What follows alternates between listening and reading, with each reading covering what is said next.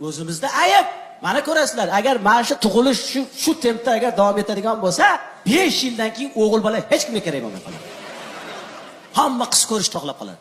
Raddomda oldi er turibdi, ey Xudo ish qilib qiz bo'lib qolsinlar. Ey Xudo, bitta qizlik bo'lib qolaydi. Xotin! Nima bo'ldi? O'g'il! Nima? Yana o'g'ilmi? O'g'il tug'irasanmi? Bitta qiz tug'bersang o'lasanmi? Yana o'g'ilmi? Uyimda farishta yo'q, sarishta yo'q, baraka topgur. To'pligimiz o'rga kiyib chiqdim topib. Hamma yo'qni qop-qora bola qilib yubording-ku.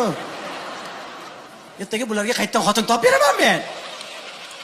Bitta qiz tug'bersang o'lasanmi? Bitta qiz tug'bersang o'lasanmi? Desa bu yerda erkaklar buni ovutyapti. Birodar, nolamang.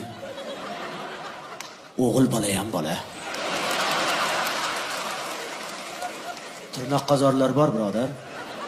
Xudo kimgadir o'g'il, kimgadir qiz beradi. Ertaga ko'rasiz, kelinlaringiz qizingizdek bo'ladi.